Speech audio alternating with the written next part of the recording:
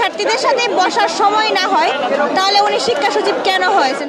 15 বছর ধরে আমরা যে দেখে আসছি যে জগন্নাথ তৈরি হওয়ার পর থেকে এখন পর্যন্ত জগন্নাথের প্রতি বৈষম্য যেন কোনোভাবেই কমছে না।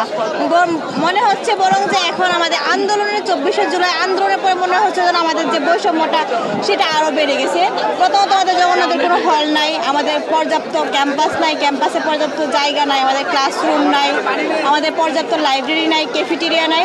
মানে একটা ইউনিভার্সিটির যারা ফ্যাসিলিটিস থাকে তার কোনো কিছুই আমরা এখন পর্যন্ত জগন্নাথে দেখতে পাই নাই। যার কারণে 2016 সালে আমাদের সাধারণ শিক্ষার্থীদের আন্দোলনে আমাদেরকে তৎকালীন সরকার 200 একর একটি জায়গা দিয়েছেন কেরানীগঞ্জে, কিন্তু 8 বছর অতিবাহিত হওয়ার পরেও আমরা এখন পর্যন্ত আমাদের যে নতুন ক্যাম্পাসের যে কাজ সেটা এখন পর্যন্ত আমরা দেখতে পাই না। মানে এই 8 বছরে আমাদের যে জমির যে 200 একর জমি যে অধিগ্রহণ সেটাই এখন পর্যন্ত শেষ হয় নাই।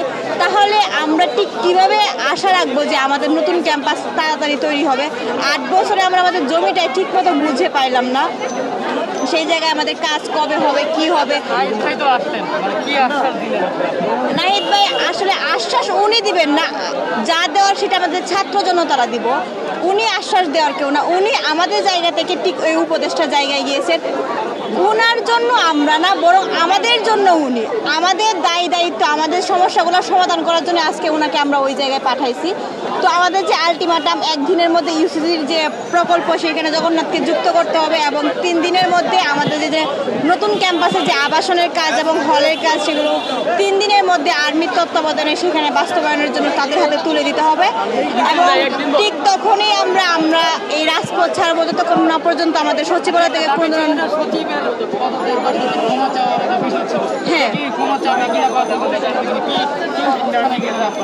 যতক্ষণ পর্যন্ত তারা আমাদের কাছে ক্ষমা না চাইবে।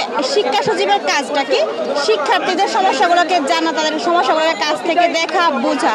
এখন ওনার যদি শিক্ষার্থীদের সাথে বসার সময় না হয় তাহলে উনি শিক্ষা সচিব কেন হয়েছেন? তাহলে তো তার শিক্ষা সচিব করার প্রয়োজন নেই। তাহলে উনি ওই জায়গাটা ছেড়ে দিই, যে শিক্ষার্থীদেরকে সময় দিতে পারবে, শিক্ষার্থীদের সমস্যাগুলোকে সমাধান করতে পারবে, আমরা এমন কাউকে এনে আমরা ঠিক সেই জায়গাটায় বসাবো।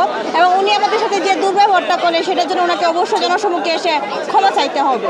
ক্ষমা না চাওয়া পর্যন্ত আমরা সেটা কোনোভাবে মেনে নিতে পারবো না, কারণ শিক্ষার্থীদেরকে উনি কোনোভাবে অপমান করতে পারে না। এই স্বাধীন বাংলাদেশে প্রত্যেকটা নাগরিকের নিজের অধিকার সম্পর্কে কথা বলার সুযোগ আছে, জায়গা আছে। এই জবাবদিহিতার জায়গাটা আমরা 24শে জুলাই অভ্যুত্থানের মাধ্যমে তৈরি করেছি। এখন যদি তিনি এটাকে আবার ডিনাই করে তাহলে তো তার বিরুদ্ধে আমাদেরকে আবার আন্দোলন করতে হবে। ব্যাপারটা এরকম।